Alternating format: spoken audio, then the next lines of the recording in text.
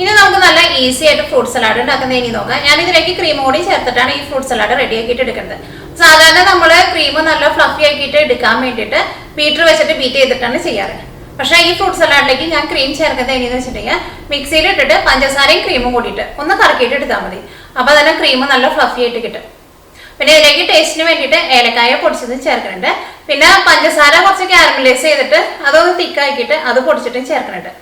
അത് ഏറ്റവും ലാസ്റ്റ് നമ്മൾ ഫ്രൂട്ട് സലാഡ് ഗാർണിഷ് ചെയ്യുന്ന സമയത്ത് അതിൻ്റെ മുകളിൽ കുറച്ച് നിട്ട് കൊടുത്താൽ മതി. അപ്പം നമുക്ക് നോക്കാം ഇതേനെ റെഡിയാക്കാന്ന്. ഇത് റെഡിയാക്കാൻ വേണ്ടിയിട്ട് ഞാനിവിടെ കുറച്ച് ഫ്രൂട്ട്സുകൾ ഇതേപോലെ ഇങ്ങനെ കുറച്ച് ചെറിയ പീസായിട്ട് കട്ട് ചെയ്തെടുത്തിട്ടുണ്ട്.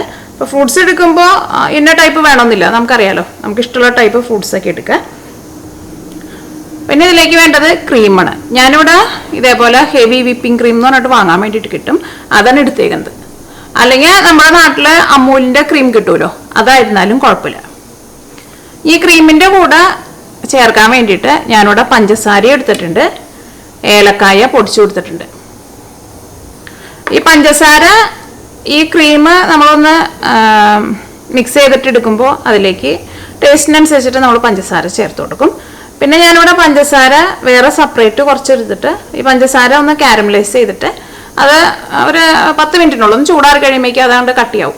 അത് കഴിഞ്ഞിട്ട് അത് പൊടിച്ചിട്ടും കുറച്ച് ഈ ഫ്രൂട്ട് സലാഡിലേക്ക് ചേർക്കുന്നുണ്ട്. അപ്പോൾ അതങ്ങനെ കഴിക്കുമ്പോൾ നല്ലൊരു ടേസ്റ്റ് ഉണ്ടാവും. അപ്പോൾ നമുക്ക് ഫസ്റ്റ് എന്ത് ചെയ്യാന്ന് വെച്ചിട്ടുണ്ടെങ്കിൽ ഈ പഞ്ചസാര ഒന്ന് കാരമലൈസ് ചെയ്തിട്ട് എടുക്കുക. ഈ പഞ്ചസാര കാരമലൈസ് ചെയ്യാൻ വേണ്ടിയിട്ട് എപ്പോഴും പഞ്ചസാര കാരമലൈസ് ചെയ്യാൻ വേണ്ടിയിട്ട് നമ്മൾ നല്ല കട്ടിയുള്ള പാൻ എടുക്കണം, അല്ലെങ്കിൽ ഈ പാനിൻ്റെ ഉള്ളിലേക്കാണ്ട് പുക കയറും. ഞാനിവിടെ കാസ്റ്റ് ചെയ്യേണ്ട ഒരു ചെറിയ പാനാണ് എടുത്തേക്കുന്നത്. അപ്പോൾ ഇതന്നെ വേണമെന്നില്ല. അപ്പോൾ നമ്മുടെ കയ്യിൽ കട്ടിയുള്ള എന്ത് ടൈപ്പ്, കാരണം ചെറിയ കനം കുറഞ്ഞ സ്റ്റീലിൻ്റെ പാനൊക്കെ എടുത്തിട്ടുണ്ടെന്നുണ്ടെങ്കിൽ ചിലപ്പോൾ അതിൻ്റെ ഉള്ളിലേക്ക് അങ്ങോട്ട് ഈ പുക കയറും. അങ്ങനെ പുക കയറിയിട്ടുണ്ടെങ്കിലും ഈ പഞ്ചസാര നമ്മൾ കാരമലൈസ് ചെയ്തിട്ട് എടുക്കുമ്പോൾ അതിനൊരു കൈപ്രസം വരും. അപ്പോൾ പാൻ നന്നായിട്ട് ചൂടായിട്ടുണ്ട്. ഇനി ഇതിലേക്ക് പഞ്ചസാര ചേർക്കാം. ഞാനിവിടെ ടേബിൾ സ്പൂണിലാണ് ചേർക്കുന്നത്. അതിപ്പോൾ പഞ്ചസാര ഇപ്പോൾ കറക്റ്റായിട്ട് ഇത്ര അളവില്ല, നമുക്ക് ഇപ്പോൾ എന്തോരം വേണമെന്ന് വെച്ചിട്ടുണ്ടെങ്കിൽ അതനുസരിച്ച് കണ്ട് ചേർത്ത് കൊടുക്കാം. എന്നാലും ഞാൻ നിങ്ങളുടെ അടുത്ത് അളവ് പറയാം.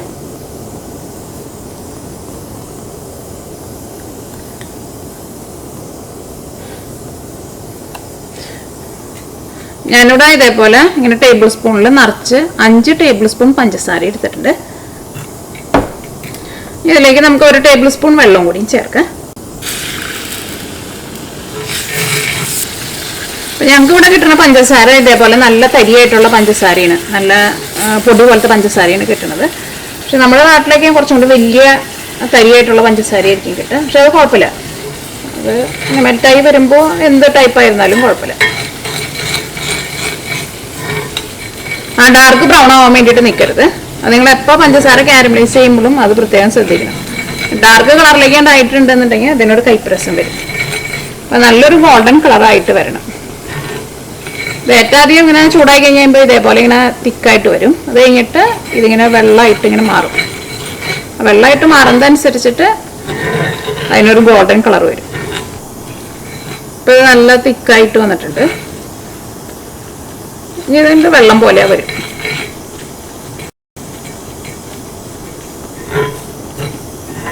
ഇത് റെഡി ആയി കഴിഞ്ഞ് കഴിയുമ്പോൾ ഇത് പകർത്തി വെക്കാൻ വേണ്ടിയിട്ട് ഞാനിവിടെ ഫോയിൽ പേപ്പറാണ് എടുത്തേക്കുന്നത്. നിങ്ങളുടെ അടുത്ത് ഫോയിൽ പേപ്പർ തന്നെ വേണമെന്നില്ല, ഒരു സ്റ്റീലിൻ്റെ പ്ലേറ്റിലേക്ക് ഒഴിച്ചു വെച്ചാലും മതി. അത് ചൂടാറി കഴിഞ്ഞ് കഴിയുമ്പോൾ അതങ്ങോട്ട് ഒരു കട്ട പോലെ ഇട്ട് കിട്ടും. എന്നിട്ട് അത് പൊടിച്ചിട്ട് നമുക്ക് ഫ്രൂട്ട് സലാഡിലേക്ക് ചേർക്കാം.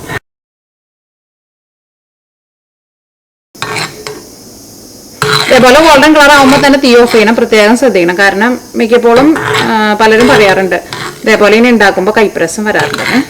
അത് ഈ ഗോൾഡൻ കളർ അങ്ങോട്ട് കഴിഞ്ഞിട്ടുണ്ടെങ്കിൽ പിന്നെ പെട്ടെന്ന് ഇതങ്ങോട്ട് ഒരു ഡാർക്ക് ബ്രൗൺ ആവും. ഇനി ഞാനിതിവിടെ ചൂടോട് കൂടിയിട്ട് ഒരു ഓയിൽ പേപ്പറിലേക്ക് പകർത്താൻ വേണ്ടിയിട്ട് പോവാണ്.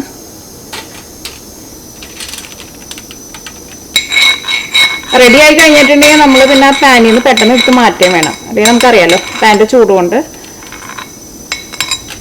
എൻ്റെ കളർ അങ്ങോട്ട് മാറിയിട്ട് ഒരു ഡാർക്ക് ബ്രൗൺ ആവും.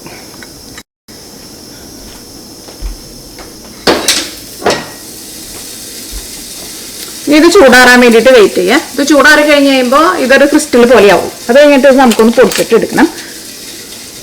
ഈ ക്രീം നമുക്ക് മിക്സിയിൽ ഇട്ടിട്ട് ഒന്ന് കറക്കിയിട്ട് എടുക്കുക. ഇപ്പോൾ മിക്സിയിൽ ഇട്ടിട്ടുണ്ടെങ്കിലും നല്ല ക്രീം പോലെ വരും. ഇനിയിപ്പോൾ നിങ്ങൾക്ക് മിക്സിയിൽ ചെയ്യേണ്ടതെന്നുണ്ടെങ്കിൽ ബീറ്റർ വെച്ചിട്ട് ബീറ്റ് ചെയ്തിട്ടും എടുക്കാം. പക്ഷേ ഇതാണ് നല്ല ഈസി. ഇതിലേക്ക് ക്രീം ചേർക്കാം. ക്രീം ചേർക്കണേന് എന്നാലും അങ്ങനെ കറക്റ്റായിട്ടൊരു അളവില്ല. നമ്മളിപ്പോൾ എന്തോരം ഫ്രൂട്ട്സ് എടുക്കണേ ആ ഫ്രൂട്ട്സുമ്പോൾ ഫുള്ള് കോട്ടാവാനുള്ള ക്രീം വേണം. അപ്പോൾ അതനുസരിച്ചിട്ട് ക്രീം എടുക്കാം.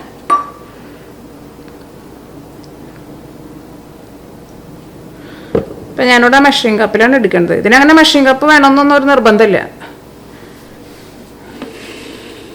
ഈ ക്രീം ഈ മിക്സിയുടെ ജാറിലേക്ക് ഒഴിക്കുക. ഞാനിവിടെ എടുക്കുന്ന മെഷറിംഗ് കപ്പ് 250 ml കപ്പാണ്. ഒരു കപ്പ് എന്ന് വെച്ചിട്ടുണ്ടെങ്കിൽ 250 ml. അങ്ങനത്തെ കപ്പിലാണ് ഞാൻ എൻ്റെ എല്ലാ റെസിപ്പികളും ചെയ്തേക്കുന്നത്.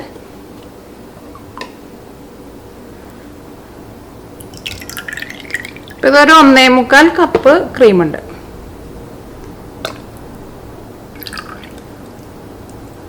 ഇനി ഇതിലേക്ക് പഞ്ചസാര ചേർക്കാം. പഞ്ചസാര ആയിരുന്നാലും നമുക്കറിയാലോ, നമ്മുടെ മധുരത്തിനനുസരിച്ചിട്ട് ചേർക്കുക. ഇപ്പം നമ്മൾ എടുക്കുന്ന ഫ്രൂട്ട്സൊക്കെ നല്ല മധുരമുള്ള ഫ്രൂട്ട്സൊക്കെ ആണെന്നുണ്ടെങ്കിൽ അതനുസരിച്ചിട്ട് പഞ്ചസാര ചേർത്ത് കൊടുക്കുക. അപ്പം നമ്മൾ എടുക്കുമ്പോൾ ഏകദേശം ഒരു അളവിൽ പഞ്ചസാര ചേർക്കും. അത് കഴിഞ്ഞിട്ട് പിന്നെ മധുരം വേണമെന്ന് വെച്ചിട്ടുണ്ടെങ്കിൽ അതനുസരിച്ചിട്ട് സെപ്പറേറ്റ് നമുക്ക് ചേർക്കാമല്ലോ.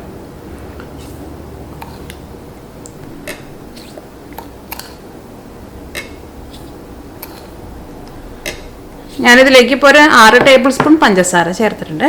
ഇനി ഏലക്കായ പൊടിച്ചത് ചേർക്കുക. അതായിരുന്നാലും നമ്മുടെ ടേസ്റ്റിനനുസരിച്ചിട്ട് ചേർക്കുക. ഞാനിതിലേക്ക് ഒരു 1/2 ടേബിൾ സ്പൂൺ ചേർക്കുന്നുണ്ട്. ഇതൊന്ന് കറക്കിയിട്ട് എടുക്കുക. ഇത് കറക്കിയെടുത്ത് കഴിഞ്ഞ് കഴിയുമ്പോൾ അത് നല്ല ക്രീം പോലെ വരും. അത് നിങ്ങൾ കാണിച്ചു തരാം. അതിപ്പോൾ ഏത് മിക്സിയിലായിരുന്നാലും അങ്ങനെ ഒന്ന് കറക്കിയിട്ട് എടുത്താൽ മതി.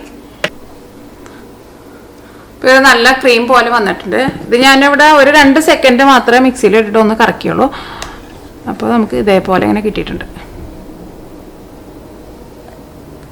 അപ്പോൾ നിങ്ങളും ക്രീം ഇതേപോലെ ഒന്ന് കറക്കിയിട്ട് നോക്കാം. അപ്പോൾ ഇതേപോലെ ഇങ്ങനെ നല്ല തിക്കായിട്ട് ഇങ്ങനെ കിട്ടും.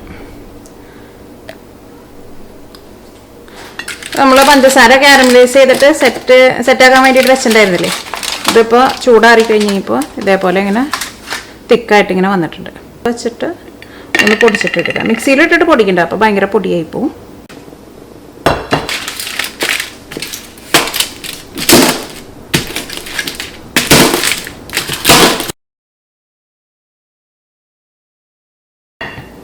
ഞാനിവിടെ ഇതേപോലെ ഇങ്ങനെ പൊടിച്ചെടുത്തിട്ടുണ്ട്. അത് നമ്മുടെ ടേസ്റ്റിനനുസരിച്ചിട്ട് നമുക്ക് ഫ്രൂട്ട് സലാഡിലേക്ക് ചേർത്ത് കൊടുക്കാം. അല്ലെങ്കിൽ നമ്മൾ സെർവ് ചെയ്യുന്ന സമയത്തായിരുന്നാലും അതിങ്ങനെ ഓരോ ഗ്ലാസ് സെർവ് ചെയ്ത് കഴിയുമ്പോൾ അതിൻ്റെ മുകളിലേക്ക് കുറച്ച് ഗാർണിഷ് ചെയ്യുന്ന പോലെ കുറച്ച് ഇട്ട് കൊടുത്താലും മതി. ഇത് നീക്കി വയ്ക്കാം. ഈ ഫ്രൂട്ട് സലാഡ് മിക്സ് ചെയ്യാൻ വേണ്ടിയിട്ട് കുറച്ച് വലിയൊരു ബൗൾ എടുക്കുക. ഇതിലേക്ക് ഫ്രൂട്ട്സ് ചേർക്കുക. അപ്പോൾ ഇതിലേക്ക് നമ്മൾ ഫ്രൂട്ട്സ് എടുക്കുമ്പോഴായിരുന്നാലും നമ്മൾ എടുക്കണ ആ ക്രീമിന് അനുസരിച്ചിട്ടുള്ള ഫ്രൂട്ട്സ് എടുക്കുക. ഈ ഫ്രൂട്ട്സിൽ ആ ക്രീമിൻ്റെ കോട്ടിങ് നന്നായിട്ടൊന്ന് കിട്ടണം. അപ്പോൾ അതനുസരിച്ചിട്ട് ചേർക്കുക. അത് നമ്മളൊരു ഏകദേശം അളവിൽ എടുക്കുക. ഇതിലേക്ക് നമ്മൾ മിക്സിയിലിട്ടിട്ട് കറക്കി വെച്ചേക്കുന്ന ക്രീം ഉണ്ടല്ലോ, അത് ചേർക്കുക. അത് ഈ ഏലക്കായുടെ ടേസ്റ്റും കൂടിയിട്ട് വരുമ്പോൾ ഈ ഫ്രൂട്ട് സലാഡ് കഴിക്കാൻ വേണ്ടിയിട്ട് നല്ല ടേസ്റ്റാണ്. ഇതിലേക്ക് നിങ്ങൾക്ക് വേണമെന്നുണ്ടെങ്കിൽ ഈ കടയിൽ നിന്ന് നമുക്ക് റെഡിമെയ്ഡ് പാക്കറ്റിൽ ഫ്രൂട്ട് ചാറ്റ് മസാല നമുക്ക് വാങ്ങാൻ വേണ്ടിയിട്ട് കിട്ടും. അത് നിങ്ങൾക്ക് വേണമെന്നുണ്ടെങ്കിൽ അത് കുറച്ച് ടേസ്റ്റിനനുസരിച്ചിട്ട് ചേർത്ത് കൊടുക്കുക. ഇതെല്ലാം കൂടിയിട്ടൊന്ന് മിക്സ് ചെയ്യേ.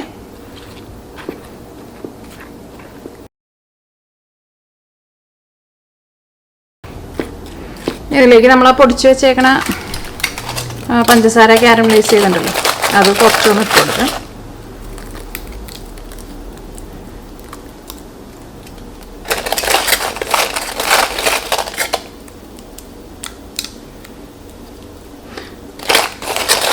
നിങ്ങൾക്ക് നല്ല പൊടിയായിട്ട് വേണമെന്നുണ്ടെങ്കിൽ നിങ്ങൾ അതനുസരിച്ചിട്ട് പൊടിച്ചിട്ട് എടുക്കുക. അപ്പോൾ എൻ്റെ കുറച്ച് നല്ല പൊടിയായിട്ടുണ്ട്, ചിലത് കുറച്ച് വലിയ പീസായിട്ടും കിടക്കുന്നുണ്ട്.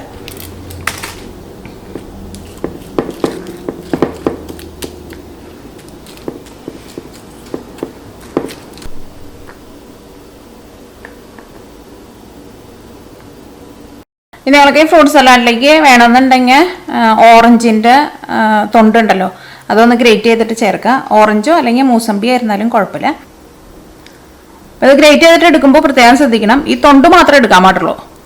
ഈ പുറത്ത് ഈ കനം കുറഞ്ഞ തൊണ്ട് കഴിഞ്ഞിട്ടുണ്ടെങ്കിൽ ഇതിൻ്റെ ഉള്ളിലേക്ക് ചെല്ലുമ്പോൾ ഒരു വെള്ള കളറിൽ കാണാൻ വേണ്ടിയിട്ട് പറ്റും. അത് എടുക്കരുത്, കാരണം വെള്ള കളർ വന്നിട്ടുണ്ടെന്നുണ്ടെങ്കിൽ അതിനൊരു കയ്പ്പ് രസം വരും. ഇത് കുറച്ചിങ്ങനെ ഒന്ന് ഗാർണിഷ് ചെയ്തിടുന്ന പോലെ ഗ്രേറ്റ് ചെയ്തിട്ട് അതിൻ്റെ മുകളിലൊന്ന് ചേർക്കുക.